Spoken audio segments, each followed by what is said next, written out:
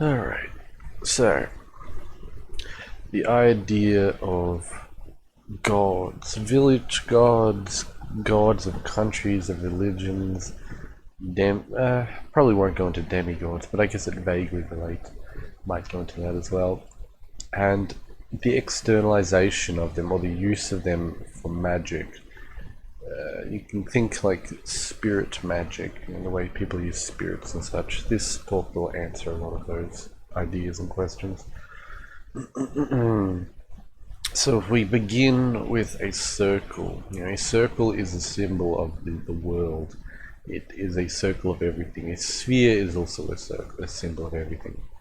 Technically, the circle and sphere relate to the water element, while the triangle or pyramid relates to the fire, and the what do you call it, the square or the cube relates to the earth. But a circle is just pretty easy to divide, so because you can divide into many parts. If we divide this circle into positive and negative, we get two archetypal elemental forces. Simplest way to understand this is through a good and a bad deity. Now, in the Christian system, they have God and the devil. The devil is the negative, the God is the positive aspect. But in more, I believe in more Eastern and some other systems, they're a little more. I know in the Japanese they got the Inagi, I forget the names, but they basically have the positive and negative as like a husband and wife. I think that's a little bit nicer, though they both do get across different ideas. And of course, you can have the positive and negative God in the positive realm, the quote-unquote the good realm, and also the bad realm, like the demon world or whatever.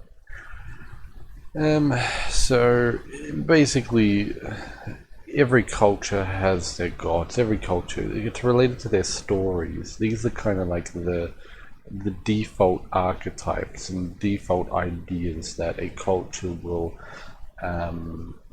have. People come together. It gets late at night and they start to tell stories, and they start to think of ideas and all these kinds of things. And eventually, these gods come up, and to some extent, they are personifications of elements, personifications of forces, etc., etc. As we have with our positive and negative God. These are God, goddess, whatever you want to have. These are personifications of the positive and the negative force. For example, in the Christian mythology, the God is a personification. Technically, God in the Christian mythology is, it depends on how you want to look at things. You could see God as the universal God of everything, which encompasses good and evil, because God did have the power of good and evil. So that's one way of looking at it. You could also look at Jesus as the opposing force of the devil, so the positive aspect would be Jesus. But you could also look at Jesus as the neutral aspect of the heart, while God is the head and the devil is the lower body, more genital, excretory region.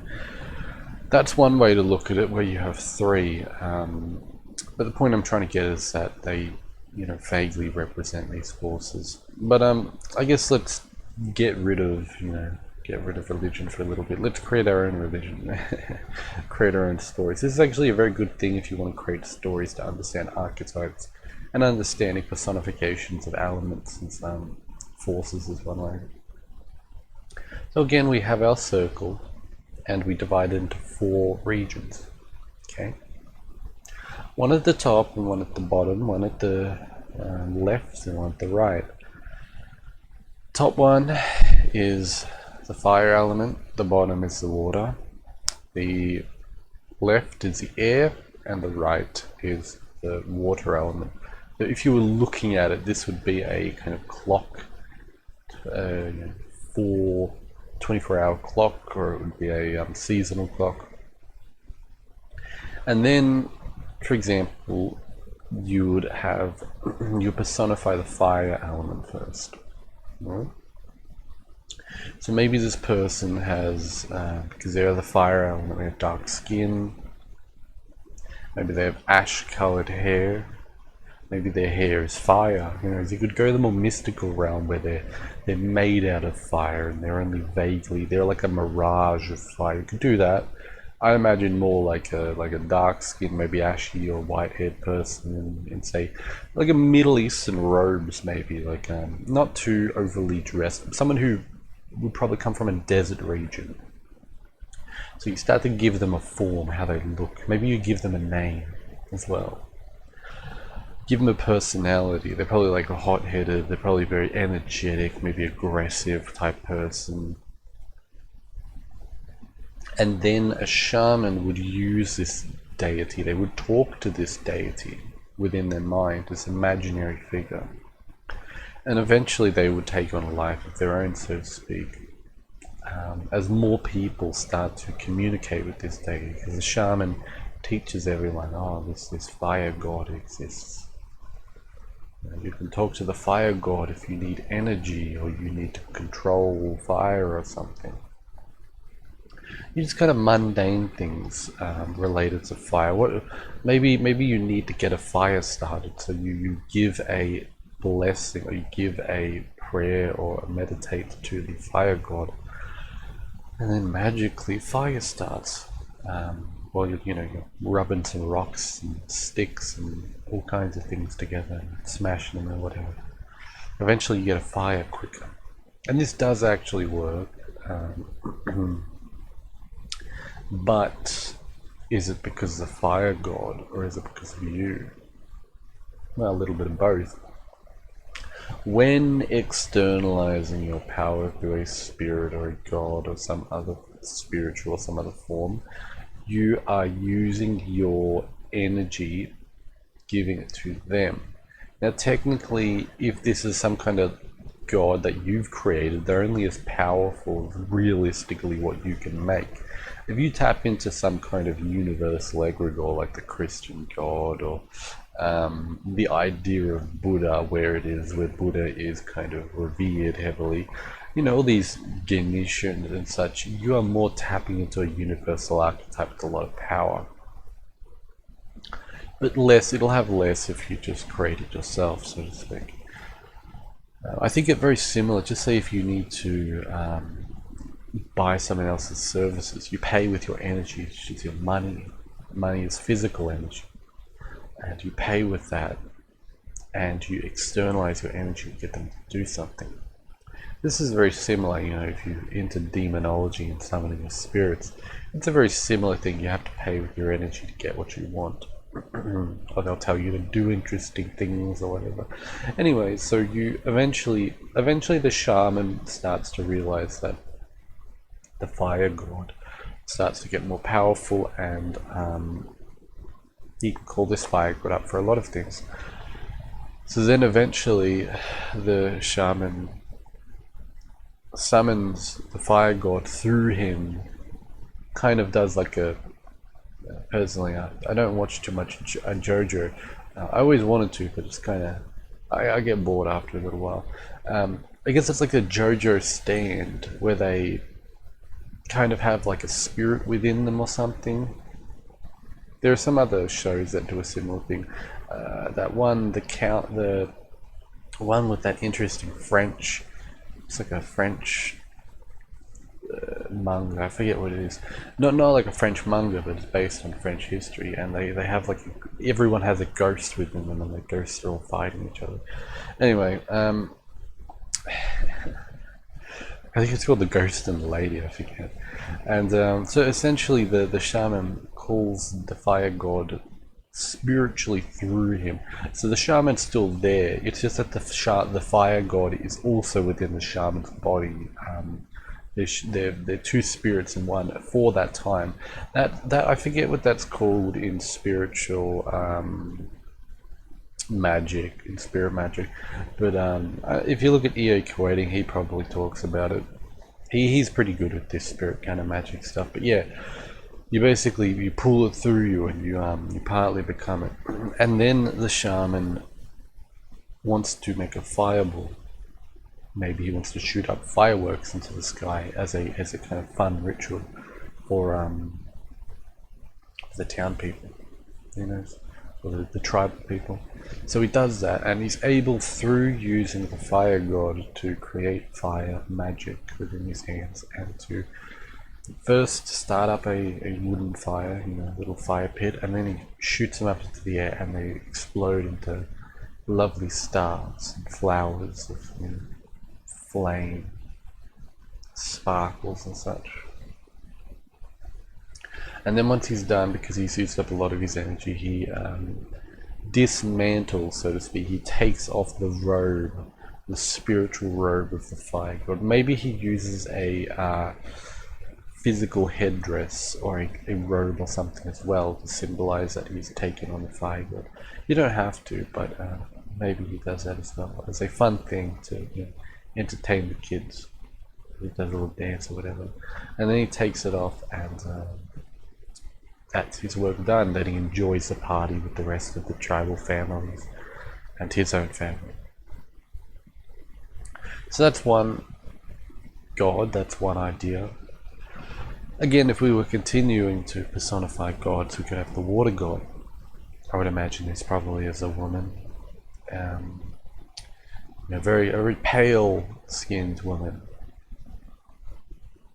Maybe someone who grew up in like a Nordic country or something with heavy clothing to protect against the cold, and you would call up this goddess for healing, to give advice on maybe what herbs to use, what kind of remedies, maybe for cooking as well. Who knows? You could also call up the fire god for cooking, and you would talk to, in your mind, this water goddess, and you would, you know, ask her techniques and such. And again, is this within your mind? It is within your mind, so to speak. But where is your mind? Is another question. Or is your mind just you? Is it just, you know, within your head, or are you interfacing and accessing a place? It's like a computer. If you hook up a computer to the internet, you start to access what is not just within your computer.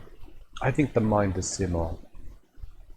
I think the idea of Wi-Fi and electromagnetic waves is actually what our minds run off. So, you know, take that for what it is. But continuing on, these gods would be, and goddesses would be externalized, would be used for magic as well.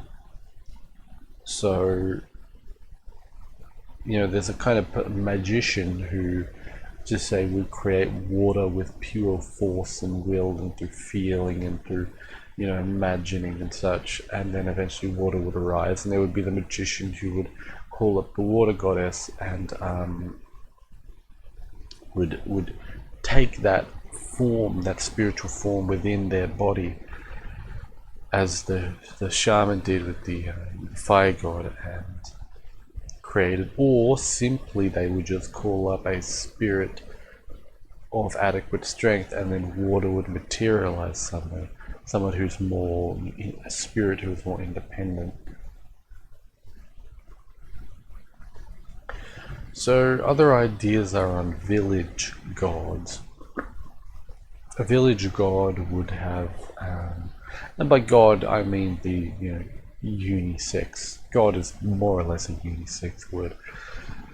The village god would have an altar, and maybe a little figure of the village god would be there, and this would be some kind of human or animal or something. It's kind of like how you have fox altars and temples, I think, in Japan. You would have, you know, some kind of, just imagine a fox figure, and that would be the patron deity or the protective god of the village, and people would give coins, throw it into a pond of water. Maybe they would give food offerings. I think the fox gods like that specific kind of fried tofu, I believe. I forget what it's called. And eventually this god, through all of the offering, the physical and the spiritual power, the emotion and such, and the energy, mental power would start to take on some kind of form, and maybe it would protect the village in its spiritual form, because just say bad weather can be avoided through spiritual means. Back in the day, priests and shamans and such, shrine maidens and all that would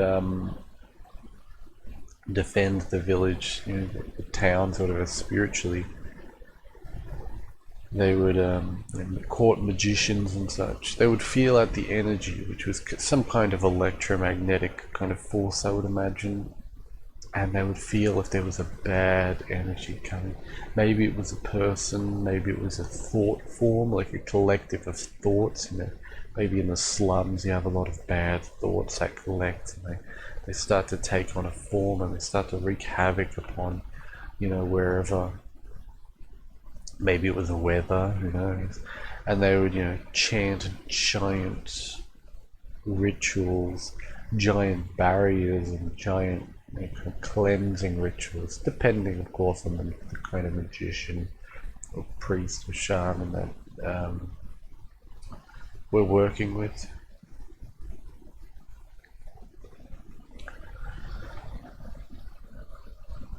So,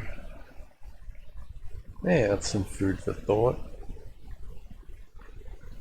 Hopefully you like this kind of stuff, and if you want to experiment with it in your own way, in your own world, then you can. And pretty much that's some of the essence of gods and spirit magic and such. It's rather simple to play around with, so, if you're interested, go ahead, but otherwise, it's just a good listen. Anyway, if you're interested in more stuff, throw a comment down below or send me an email. Check it just about every Monday. And if you want to buy books or albums or other things, and you want to purchase divination services from me, check the links down below. Most stuff you'll find in my Fiverr and my Gumroad. So that's all today, and have a nice day.